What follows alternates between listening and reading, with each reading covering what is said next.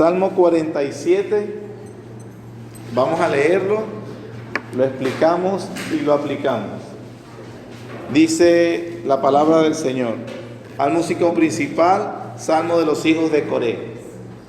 Pueblos todos, batid las manos, aclamad a Dios con voz de júbilo, porque Jehová el Altísimo es temible, Rey grande sobre la tierra. Él someterá a los pueblos debajo de nosotros, a las naciones debajo de nuestros pies.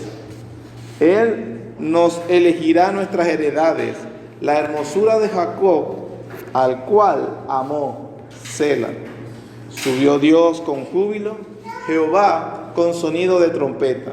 Cantad a Dios, cantad, cantad a nuestro Rey, cantad, porque Dios es el Rey de toda la tierra.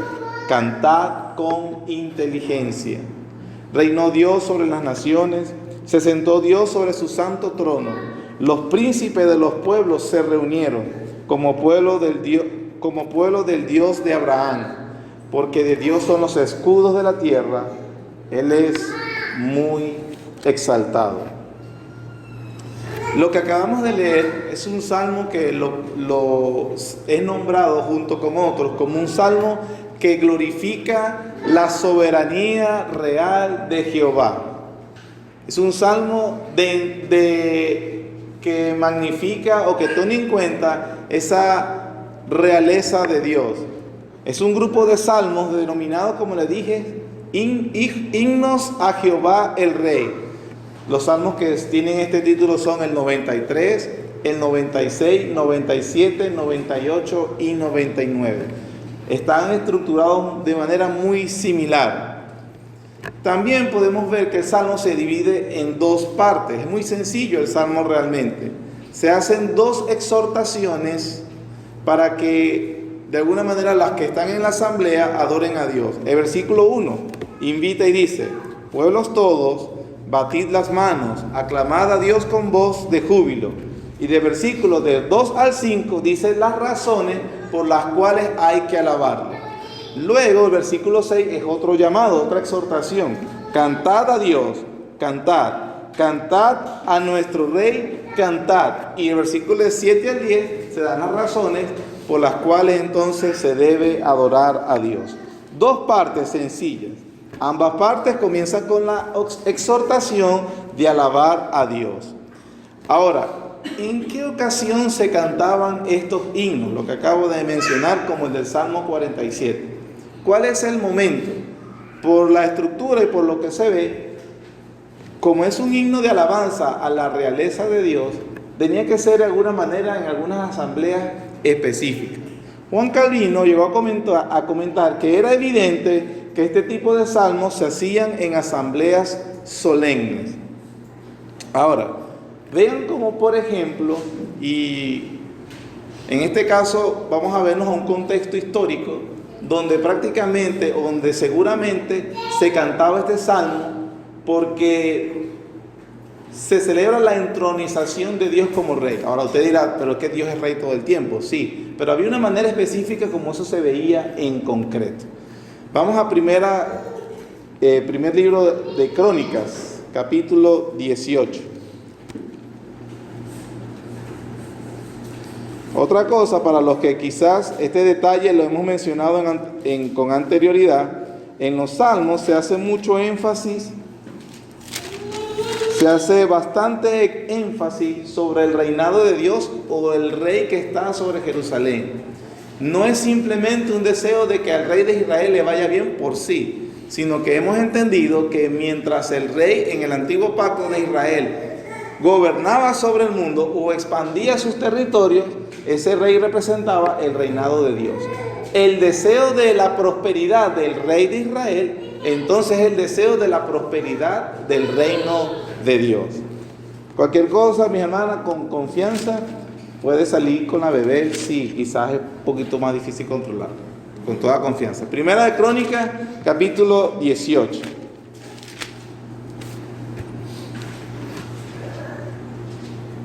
El capítulo anterior, el 17, usted ve que dice pacto de Dios con David.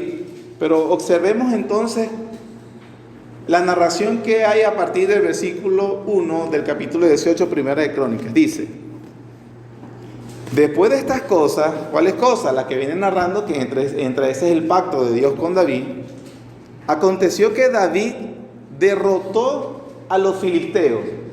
Quiero que en la lectura observe cuántas naciones se está diciendo el autor de Crónicas que se someten al reinado de David. David, ¿qué? ¿Derrotó a quiénes? A los filisteos. ¿Y qué? Los humilló. Y tomó a Gad y sus villas de mano de los filisteos. La mención de Gad es porque Gad viene siendo la ciudad madre de los filisteos, la más importante. Y si tomó a Gad, bueno, es porque todo el territorio obviamente se sometió a él. Versículo 2. También derrotó a Moab. ¿Se recuerdan que Dios había prometido: Dios va a someter a Moab? También derrotó a Moab, a los moabitas. Y los moabitas fueron ¿qué? ¿Y qué le hacían? En el Salmo 47 es: pueblos todos, batan las manos, Dios reina. Y aquí está quizá un momento donde se está viendo esto. ¿Por qué la importancia del rey? Como le dije ahorita, de que el rey de Israel gobierne, porque él le representa en un sentido el reinado de Dios. Y en la historia bíblica, la época donde mejor se logró esto fue con David y después con Salomón en su cúspide. Luego ustedes saben, Salomón se va de pique abajo. Pero entonces está la parte con David. Derrotó a los filisteos y también los moabitas. Versículo 3. Asimismo, derrotó David a Hadadezer, rey de Soba, en Hamat, yendo a asegurar su dominio junto al río Éufrates. Son las coordenadas que se le dan acerca de qué es lo que Dios le iba a dar a Abraham. Versículo 4.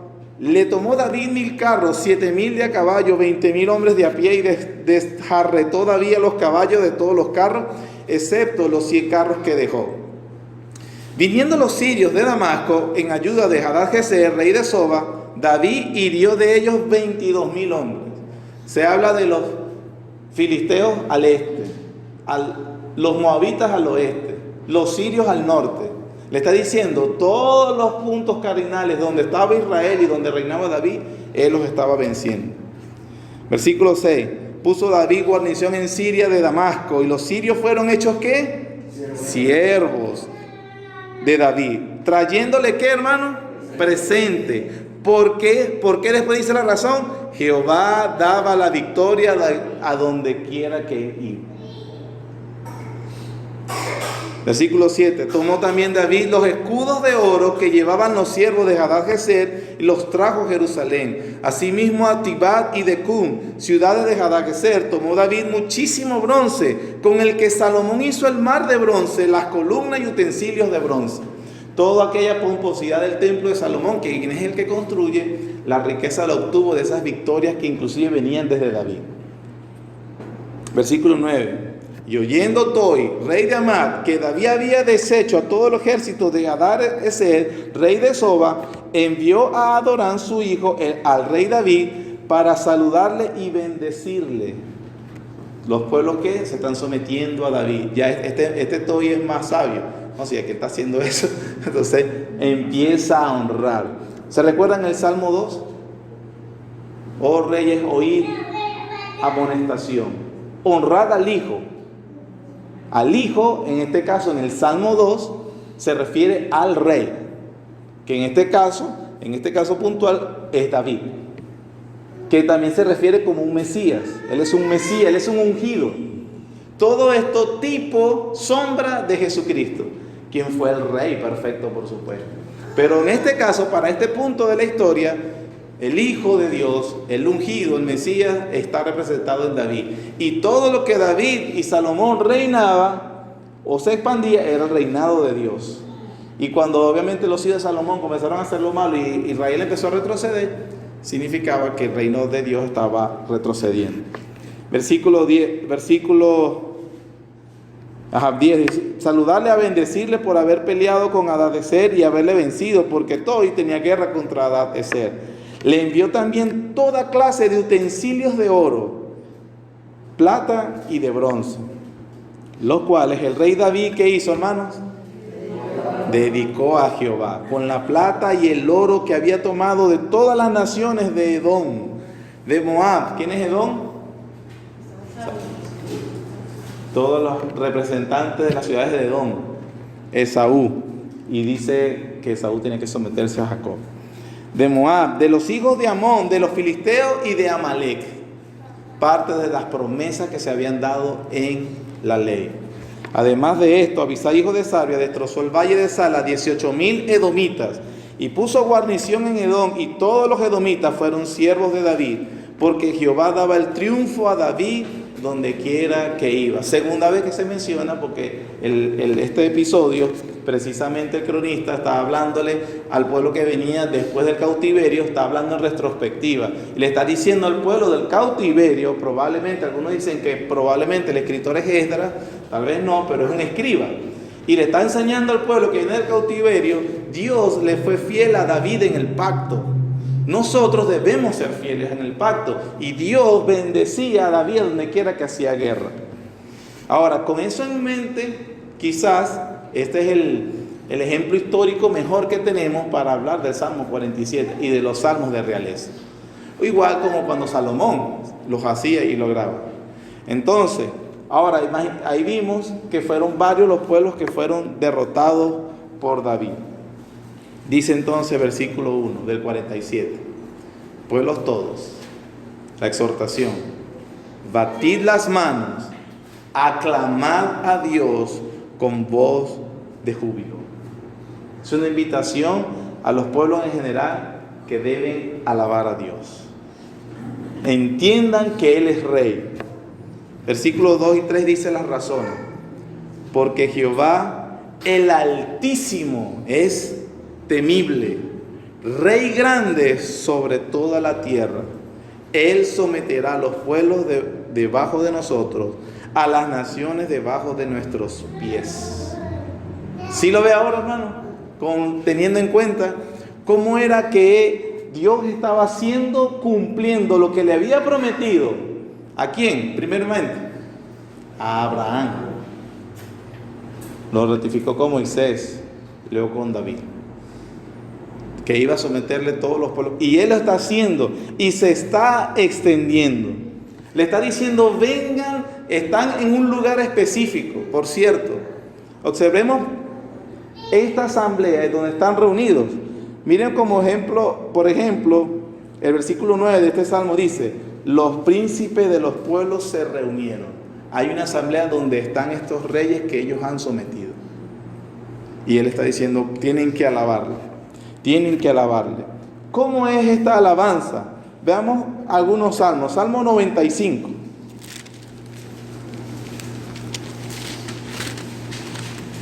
Que son salmos de la realeza, pero vean cómo es la invitación.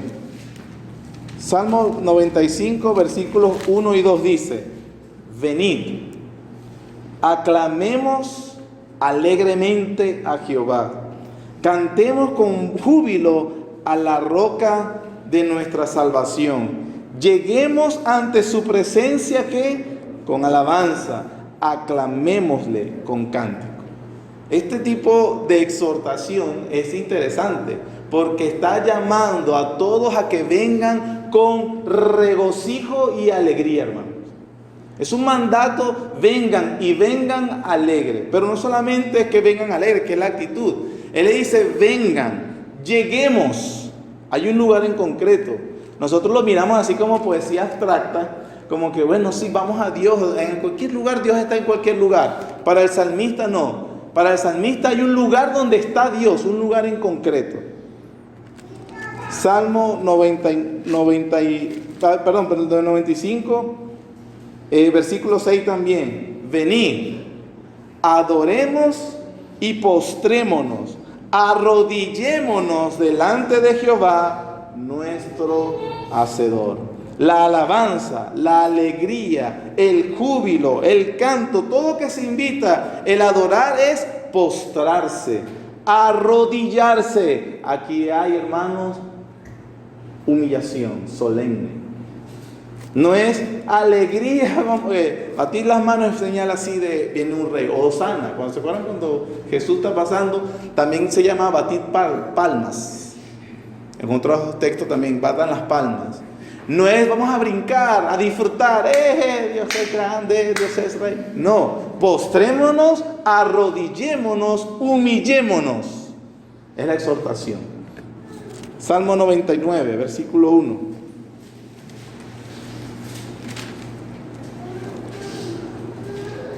Vean cómo es acerca del reinado de Dios. Dice 99:1: Jehová reina, temblarán los pueblos. ¿Por qué tiemblan? El Salmo 47 dice: al Altísimo que es temible. David conquistando, sometiendo, subordinando a sus pies. Jehová reina, los pueblos van a temblar.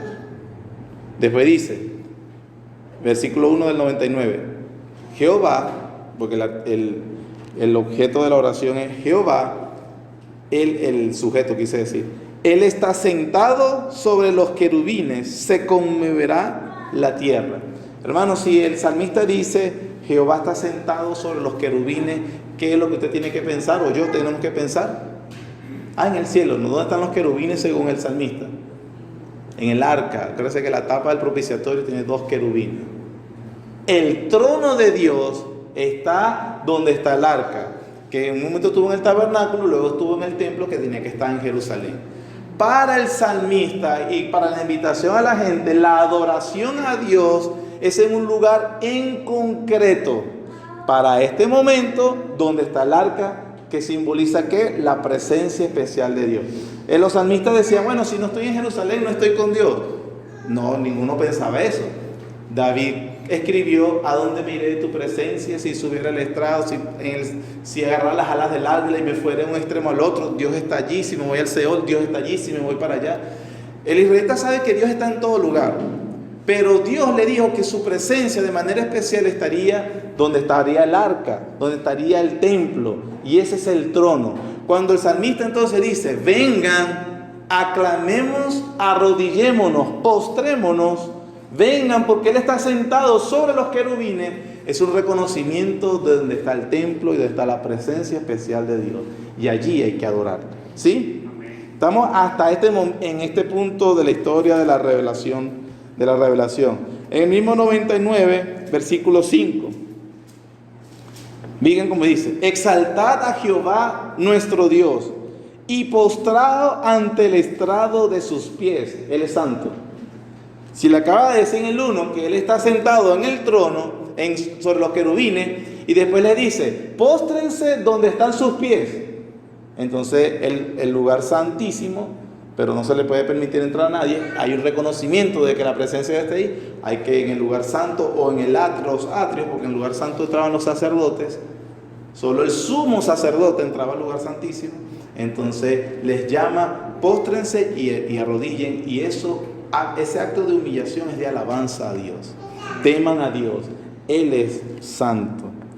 Y capítulo 100, el mismo Salmo 100, versículo 4 dice: entrad por sus puertas con acción de gracias, por sus atrios con alabanza. ¿Cuáles puertas? ¿Cuáles atrios? Las del templo para ese momento. Entonces hay un lugar específico donde se le adora a Dios, donde se le rinde este tributo, donde se le llama: los príncipes de las naciones se reunieron. ¿Dónde se reunieron? Son los que David y el pueblo de Israel ha estado trayendo y ha estado sometiendo. Y entonces, como se están sometiendo, Él está diciendo: Jehová está reinando. Él está haciendo. Él entonces se celebra al Dios como Rey del universo. En el versículo 1 se invita a las naciones a rendir homenaje, que Dios es, y reconozcan que Él es el Rey de todo el universo y de todas las naciones. Él es el Altísimo, se le dice. Es el más grande. Es más grande que cualquier otro Dios. ¿Por qué se le hace una comparación a otro Dios en otros textos? No, en este texto no. ¿O por qué se dice Él es más grande? Porque recuerden que cada nación tenía sus dioses. La Biblia no reconoce que exista otro Dios. Pero siendo que ellos son de otras naciones y ellos sí tienen otros dioses, Él lo está diciendo: como así Dios lo está sometiendo a nosotros, alaben que Él es el más grande de todos. Para nosotros es realmente reconocer que Él es absolutamente, no hay nada comparable o igual que Él es único y que Él es lo más grande, excelso, magnificente. Hablar de Dios, que es el Altísimo, es levantar y reconocer que Él está allá arriba y nosotros abajo. Debe haber humillación. Y por las razones que Él es más grande, Él es único, el versículo 2 dice, porque Jehová el Altísimo es temible. Eso significa, hermanos, inspira temor. Tranquilo que Dios es tu amigo. Él es pana. Él es Jesús, Chubo, o sea, Chuchito. Esa es una manera irreverente, pecaminosa, blasfema de hablar de Dios. Porque dice, Él es el Altísimo y Él es temible. Él inspira temor. Y yo no estoy de acuerdo con no, es un temor reverencial, así como un adulto respeta a su papá anciano. No, hermano. Es ténganle miedo. Y Jesús dijo, ténganle miedo, porque después de destruirle el cuerpo, también puede destruirles el alma en el infierno. Témanle, no le teman a los demás. Tengan miedo. Él inspira pavor. Los discípulos están en la barca, se pone el mar embravecido y están muy asustados. Aparece Jesús y ellos creen que es un fantasma, están aterrorizados, más la tormenta. Y entonces Jesús dice, cálmense, soy yo. Después calma el mar, calma la tempestad, entra en la barca y los discípulos están más asustados todavía. Ya no hay tormenta, no es un fantasma, es Jesús. Y entonces, ¿quién es este? Ay, Dios mío. ¿Me estoy explicando? Inspira temor. Ciertamente mucha gente le habló a Jesús directamente, lo menospreció, los fariseos, ¿quién es este? Si este supiera quién no toca, o sea, hablaban de manera despectiva, pero no sabían quién era. Y cuando los apóstoles también, inclusive en sus 3 años, que ellos no reconocían bien su figura, de quién es Él, por supuesto conversaban a veces, tira las redes a la derecha, pero Señor, el que sabe que aquí soy yo. Pero todas esas cosas se dieron porque no sabían quién era. La gente habla así de Jesús porque no saben quién es. Pero cuando Juan, el mismo apóstol que se la recostaba en el pecho en Apocalipsis, dice que una voz como de estruendo de muchas aguas se le apareció y él se voltea y es el Señor, caí como muerto. Estaba asustado. Él es Dios, el Altísimo, debe inspirar temor. Y inspira temor porque es lo que le prometió Dios a Israel que iba a hacer con las demás naciones. Deuteronomio capítulo 7. Quinto libro de la Biblia, Deuteronomio capítulo 7. Versículos 21 y 22 dicen así. Cuando Moisés le está hablando a Israel que va a entrar a Canaán. No desmayes delante de ellos, porque Jehová tu Dios está en medio de ti. Dios grande y ¿qué? Temible. Jehová tu Dios echará estas naciones de delante de ti poco a poco. No podrás acabar con ellas enseguida, para que las fieras del campo no se aumenten contra ti. Mas Jehová tu Dios las entregará delante de ti, y Él las quebrantará con grande destrozo hasta que sean destruidas. Él entregará a sus reyes en tu mano. Tú destruirás el nombre de ellos debajo del cielo. Nadie te hará frente hasta que los destruyas. Mano, eso, ¿qué mandó a hacerles Dios? ¿Qué les mandó a hacer Dios con nosotros? A destruirlos. Ay, Rahab, los cananeos no conocían a Dios, Rahab sí, y le dice a los espías, el corazón de esta gente desfallece, porque saben que hizo Dios a los egipcios. Entonces, versículo 3, es un recordatorio a las promesas de Dios, de que Él está cumpliendo. Es una exhortación a la alabanza y de un reconocer histórico, lo que Dios ha hecho. Versículo 3, Él someterá a los pueblos debajo de nosotros, a las naciones debajo de nuestros pies. Él nos elegirá nuestras heredades, la hermosura de Jacob, al cual amó. A diferencia de Esaú, lo aborreció. Esaú son los edomitas. Nosotros vimos cómo David destruyó a los edomitas. Él hace una referencia de que Dios cumplió su parte del pacto. Dios lo cumple. Y Dios por eso en Nehemías, hermanos, no lo busquen, 1:5, cuando Nehemías ve el reporte de Jerusalén que está destruido y que él quiere ir a reconstruir la ciudad, porque después de la deportación de Babilonia pasaron los 70 años. Nehemías ora así: te ruego, oh Jehová, Dios de los cielos, fuerte, grande, temible, que guarda el pacto y la misericordia a los que le aman y guarda sus mandamientos. La misma oración exactamente es como la de Daniel capítulo 9, no la tiene que buscar. Y Daniel dice: oh Dios, Señor, grande y temible, que guarda el pacto. Pero Él es grande y temible, pero fiel en su carácter. La exhortación del versículo 3 es: Dios ha guardado el pacto y Él ha sometido a los enemigos debajo de nuestros pies. ¿Dónde hay una promesa de que Él va a estar, los enemigos estarían debajo de los pies? ¿Dónde empezó? Génesis 3:15, hermano. Génesis 3:15. Ella te irá a calcañar, pero tú la aplastarás. La estructura de esa frase, cuando Moisés la escribe, es una frase de derrota militar. Es un hablar bélico y que habla de lo que haría el Señor Jesús sobre sus enemigos. Y que Israel, para este momento que estamos hablando de la historia, que representa el reinado de Dios, entonces Dios está extendiendo su reino y está cumpliendo con su promesa, aplastando a enemigos debajo de los pies. Ese poner enemigos debajo de nuestros pies, una derrota fulminante, una derrota humillante, aplastante. Y dice el 4: Él nos herirá nuestras heredades, la hermosura de Jacob, al cual amó. Lo hace por su amor electivo a quien Él escogió. Y sabemos que Jacob no merecía estas misericordias. Sela, que es mediten, pero también como es un cántico, es un momento de parar y mientras los instrumentos sonaban, para que meditaran. Aquí se ha hecho un recordatorio histórico. Esta primera parte: alaben a Dios, canten, entonces este es el fundamento. Miren lo que ha hecho Dios.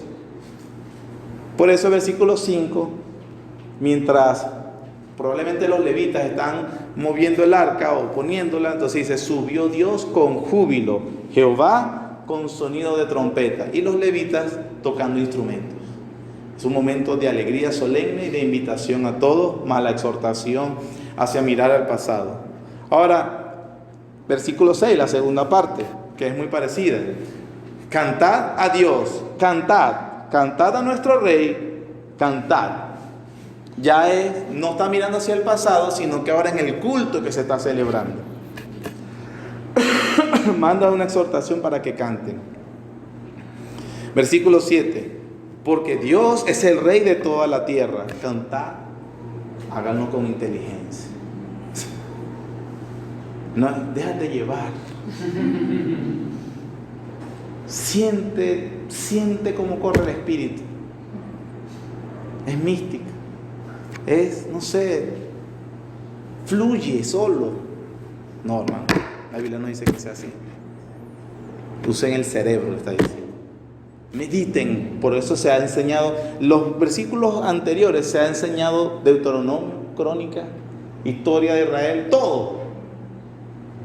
Y eso, ven, ahora les mando, canten, alábenlo al Rey de la tierra.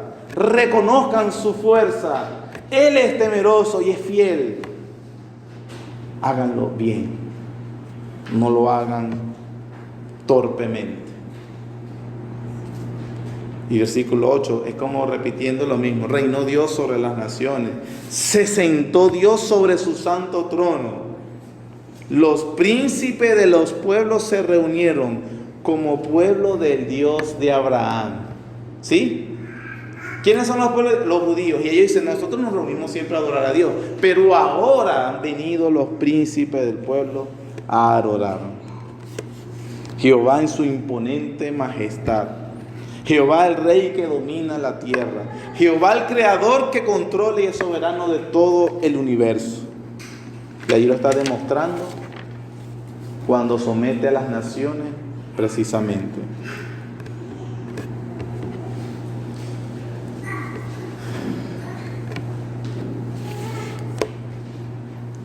Reinó Dios sobre las naciones, se sentó Dios sobre su santo trono. Versículo 9, los príncipes de los pueblos se reunieron como pueblo del Dios de Abraham. Versículo 10 es una repetición del 9. Dice, porque Dios son los escudos de la tierra, Él es muy exaltado. Esa frase, los escudos de la tierra, recuerden que el paralelismo hebreo es la repetición de una idea, a veces de manera diferente, pero está diciendo lo mismo. Los escudos de la tierra se refiere a los reyes de la tierra. Por ejemplo, Salmo 89.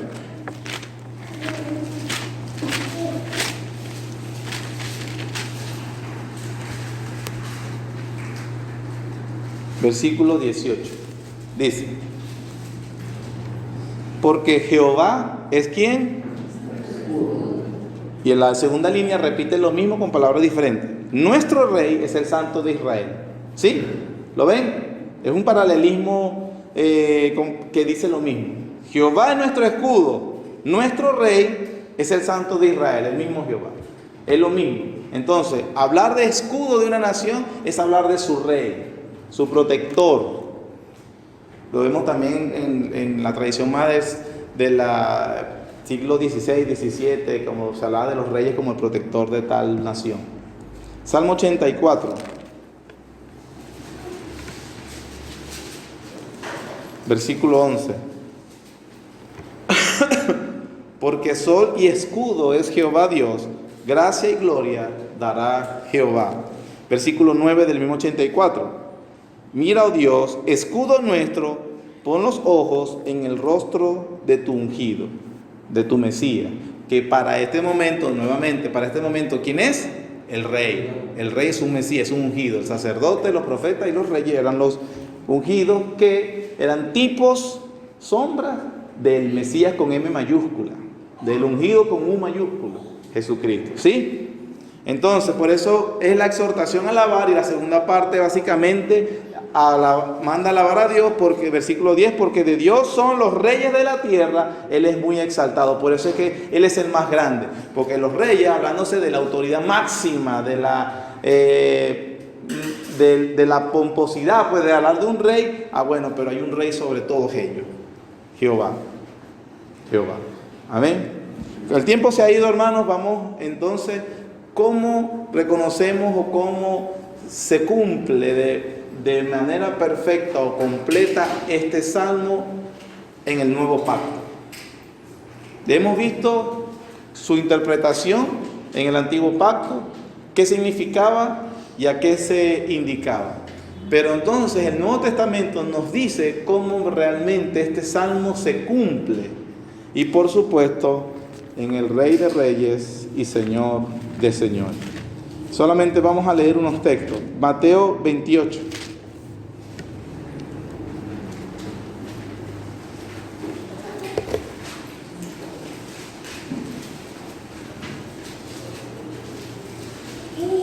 Es interesante porque ¿cuál es la intención de Mateo a su audiencia original? ¿Qué le quiere demostrar Mateo a su audiencia original? Mamá, no se lo hemos dicho varias veces. Que Jesús es el rey que están esperando. Que Él es el rey. Ese Jesús que ellos escucharon, Él es el rey que Dios prometió. Entonces, Mateo 28, 18 dice: Jesús se acercó y les habló diciendo: toda potestad me es dada en el cielo y en la tierra. Él es el rey. El Salmo 47 dice: Jehová reina sobre las naciones. Jesús dice: bueno, yo soy el rey sobre todas las naciones.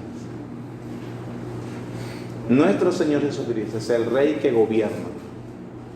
Usted dirá: no, pero a veces no se ve que está gobernando. Él está reinando. Primera carta a los Corintios, capítulo 15.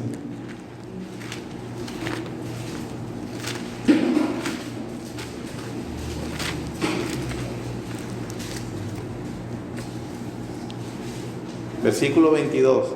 Porque así como en Adán todos mueren, también en Cristo todos serán vivificados, pero a cada uno su debido orden. Cristo, las primicias, luego los que son de Cristo en su venida. Luego el fin, cuando ¿qué, hermanos? Entregue el reino al Dios y Padre, cuando haya suprimido todo dominio, toda autoridad y potencia, porque preciso es que Él reine hasta que haya puesto a todos sus enemigos. ¿Cómo? ¿A qué se le parece esa frase? La acabamos de leer en el Salmo 47. Se cumple mayormente y perfectamente en los enemigos del estrado de los pies del Señor Jesucristo. Y Él está reinando, dice Pablo, versículo 26, y el postrer enemigo que será destruido es la muerte. La muerte. Jesucristo entonces, el Rey que reina sobre todas las naciones, o que Dios reina también en Jesucristo. Amén. Pero todo esto, obviamente, acerca del reinado del Señor, que nos enseña todo el Nuevo Testamento, se ve de manera más clara y hermosa, hermanos, en Apocalipsis, capítulo 5, y con dos pasajes más de Apocalipsis culminamos y viendo cómo este salmo se cumple. Apocalipsis 5, disculpen. Apocalipsis capítulo 5, versículos 9 al 13 dice: cantaban un nuevo cántico diciendo: digno eres de tomar el libro y de abrir sus sellos, porque tú fuiste inmolado y con tu sangre nos has redimido para Dios de toda linaje y lengua, pueblo y nación. ¿De dónde lo sacó? De todo. Nos has hecho para nuestro Dios, ¿qué, hermanos? Reyes y sacerdotes, y reinaremos sobre la tierra. Y miré y oí la voz de muchos ángeles alrededor del trono y de los seres vivientes y de los ancianos, y su número era millones de millones, que decían a gran voz: el Cordero que fue inmolado es digno de tomar el poder, las riquezas, la sabiduría, la fortaleza, la honra, la gloria y la alabanza. Versículo 13: y a todo lo creado que está en el cielo y sobre la tierra y debajo de la tierra y en el mar, y todas las cosas en ellos hay, oí decir al que está sentado en el trono y al Cordero sea la alabanza, la honra, la gloria y el poder por los siglos de los siglos. Hermano, este es un cuadro de nuestro Señor y nuestro Padre reinando, al cual toda esa alabanza, venid, aclamemos, arrodillémonos, batan las manos, den tributo a Dios, se cumple cuando la iglesia se reúne y le clama a Dios, lo alaba, lo bendice, le tributa honor. Cuando el pueblo de Dios se reúne y le canta, lo ama y lo adora. Apocalipsis 19.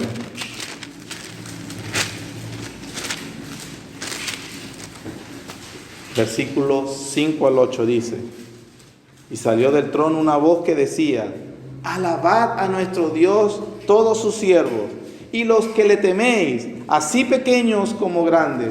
Y oí como la voz de una gran multitud, como el estruendo de muchas aguas, y como la voz de grandes truenos que decía: aleluya, porque el Señor nuestro Dios Todopoderoso reina. Gocémonos y alegrémonos y démosle gloria, porque han llegado las bodas del Cordero y su esposa se ha preparado.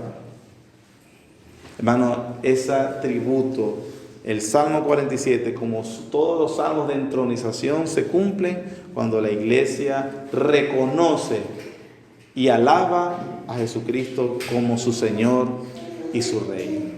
Observe entonces cómo era el cuidado en el antiguo pacto para alabar a Dios. Eso se debe mantener en el nuevo pacto. Observe que ellos tenían un lugar concreto, ir al templo donde estuviera el arca. La Biblia dice que donde están 2 o 3 congregados en mi nombre, yo estoy en medio de ellos. Esa alabanza se le debe atribuir. Es importantísimo la congregación, no como un simple mero hecho de que a veces la gente lo desprecia o lo toma de manera ligera. Es un pecado, hermanos, tomar el día de adoración ligero, el día que Dios diseñó como el día del Señor, porque es el día donde reconocemos a nuestro Rey y donde se le alaba. Usted dirá, ay, el lunes no está Jesucristo, el martes no está, Dios no está con nosotros. Sí, pero Él dijo que de una manera especial Él estaba cuando la iglesia se congregaba. Y si hoy está la iglesia congregada, Él está también, dice la Biblia.